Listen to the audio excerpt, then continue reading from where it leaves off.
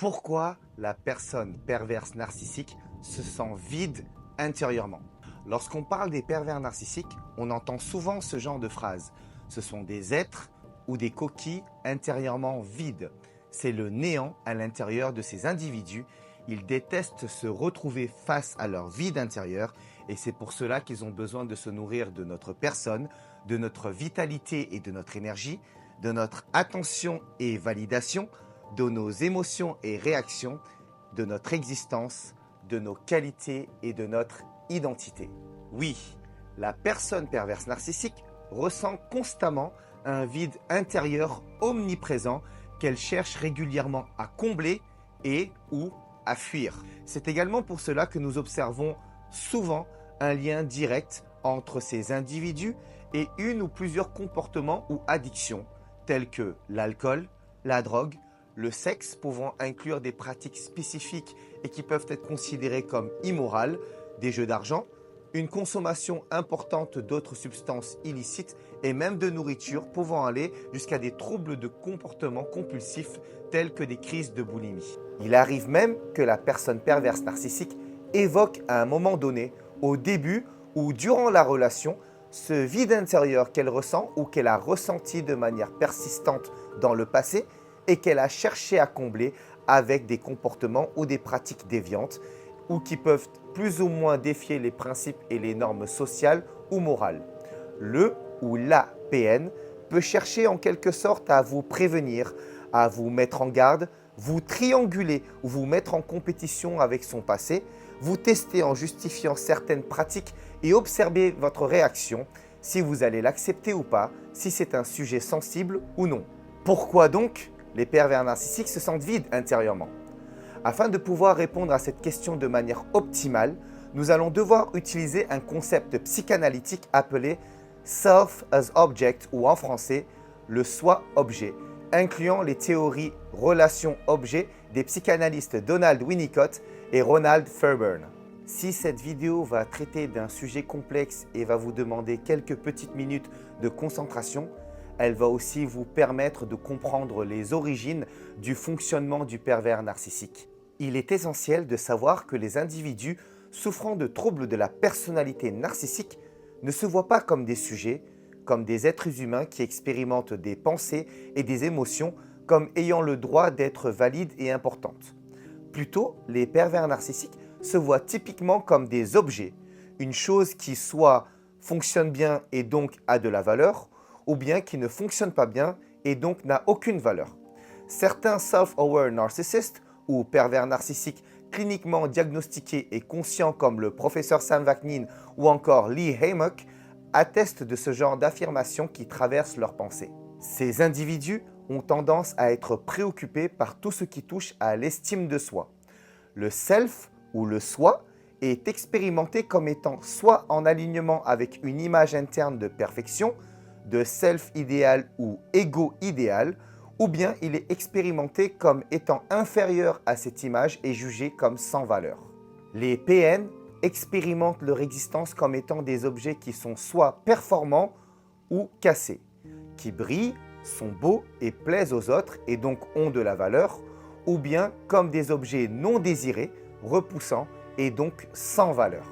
Pour la plupart des pervers narcissiques, les sentiments reliés au self ou au soi sont instables et très variables. Et selon le niveau d'instabilité de la personnalité, la perception de soi peut changer en un rien de temps. Un moment, l'individu expérimente les sommets d'une estime de soi gonflée et puis par la suite, il est dans les profondeurs d'une dépression et désespoir. Cette variabilité de l'image de soi est en partie due à certains mécanismes défensifs de distorsion de la réalité comme le splitting, l'idéalisation et la dévalorisation. Tout comme la psychanalyste Melanie Klein a pu l'observer et le populariser, chaque fois qu'il y a un split ou une scission ou fissure dans la perception de soi, il y a un split correspondant dans la perception des objets. Cet angle de vue, à travers lequel les pervers narcissiques se voient, s'applique aussi aux personnes qui peuvent être vues comme parfaites et donc idéalisées, ou sans valeur et donc dévalorisées. Mais alors, quelle est la racine de cette instabilité? Pourquoi les pervers narcissiques ont autant de difficultés à se voir eux-mêmes et leur entourage comme des personnes ou des sujets, comme une combinaison irréductible de qualités et de défauts qui a une valeur propre en dehors de ce qu'ils peuvent scanner et mesurer d'une certaine parfaite image idéalisée. La réponse réside dans la manière dont le traumatisme relationnel perturbe le développement du soi. Durant la période de notre plus jeune âge, nous n'avons pas d'image de soi.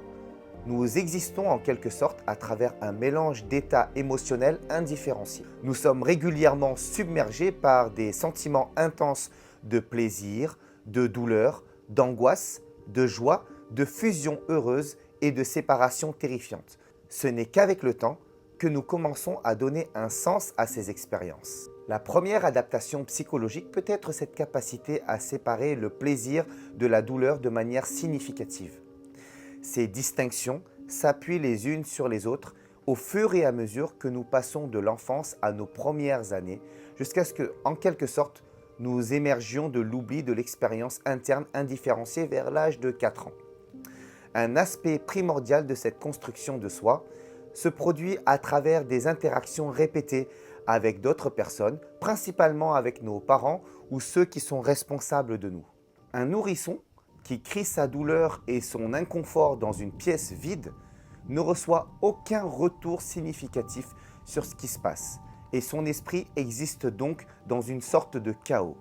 Mais si nous mettons un parent ou un soignant empathique dans cette équation, quelqu'un qui prend doucement le bébé et le serre dans ses bras, qui émet des sons apaisants et une connexion significative avec un contact visuel, tout à coup le nourrisson est levé du chaos de son monde interne et il rencontre un être dont l'expérience interne est hautement organisée et qui peut donc voir ou retrouver la subjectivité du nourrisson.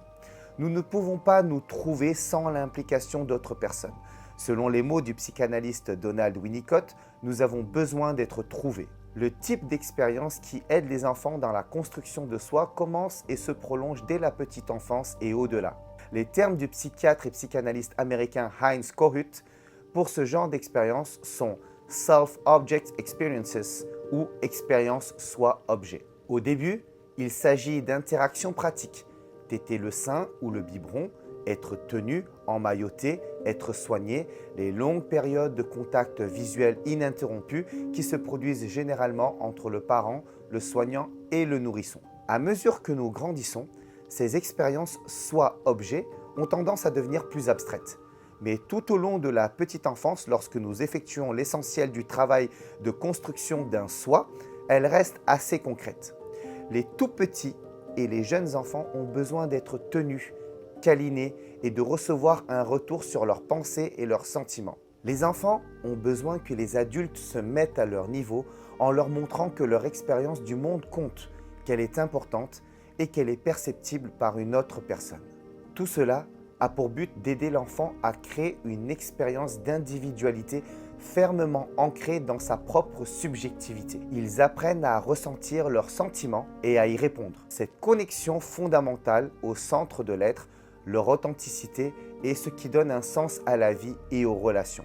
Ils développent la maîtrise de leurs sentiments en apprenant à les prendre en compte dans toutes les situations et toutes relations. Ils sont en quelque sorte autorisés à avoir des préférences et des goûts, des désirs et des sentiments qui émergent spontanément dans le contexte de leur relation avec les soignants et leur entourage. Leur expérience d'être soi est fondée sur la subjectivité et n'est pas liée à des sentiments problématiques et compliqués comme la honte, l'humiliation, l'envie et la rage contre lesquels ils sont obligés de se défendre en apprenant à ignorer ou à séparer des parties de leur subjectivité et de leur moi en développement. Maintenant, comparons cela avec des types d'expériences soit objets et pensées qui conduisent au narcissisme pathologique ou aux troubles de la personnalité narcissique. On observe depuis longtemps que les narcissiques sont généralement surévalués dans l'enfance en raison d'un talent, d'une compétence ou d'un attribut. L'exemple classique serait un enfant poussé à performer par un parent qui met en scène ses ambitions non réalisées et tente de vivre par procuration à travers l'enfant en faisant de lui une star. Ce parent est généralement aveuglé sur les expériences de son enfant.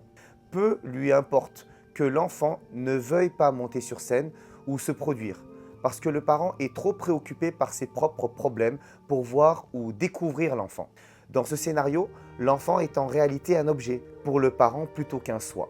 Si le parent pouvait voir et s'identifier à l'enfant en tant que sujet, en tant que soi, alors il serait probablement horrifié de créer de la souffrance chez l'enfant pour parvenir à ses propres fins. Bien sûr, ce type de dynamique entre les parents et les enfants se limite rarement à une seule activité ou un seul domaine de la vie comme jouer sur scène. Ces parents traitent généralement leur enfant comme un objet dans de multiples domaines de la vie, le poussant toujours sans jamais vraiment l'écouter ou le percevoir, essayant toujours de faire de l'enfant quelque chose qui plaise aux parents. Ne jamais vraiment prendre le temps ou faire de l'espace pour découvrir ou trouver qui est vraiment l'enfant et ce qu'il ressent. Cette incapacité à établir un lien empathique avec l'enfant est en réalité une sorte de négligence qui altère sa capacité à créer un lien fort et significatif avec sa propre subjectivité. Cela rend difficile la création d'un sentiment d'eux-mêmes en tant que personne, plutôt que comme un objet qui plaît ou déplaît à leur entourage dont ils dépendent.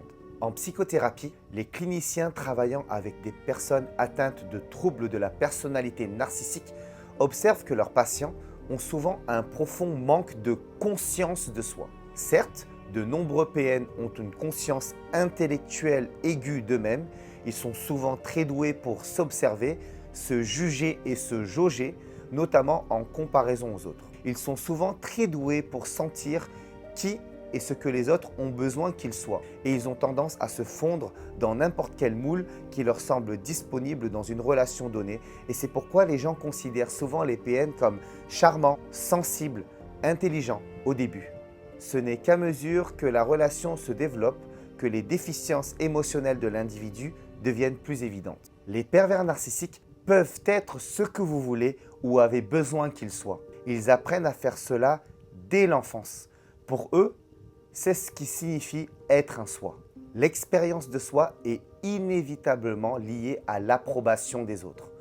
L'enfant, forcé de monter sur scène, apprend finalement à agir comme s'il voulait être là.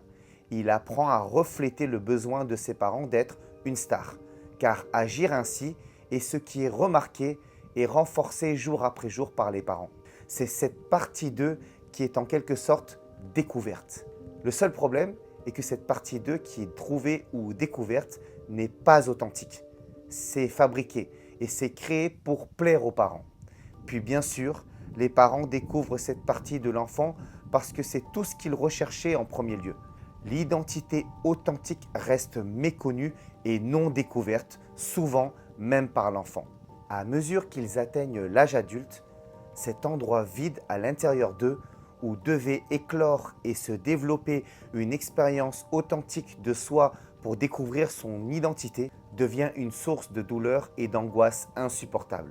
C'est le sentiment de vide que décrivent souvent les individus atteints de troubles de la personnalité narcissique et qu'ils cherchent constamment à fuir, à combler et à compenser en agissant comme ils le font.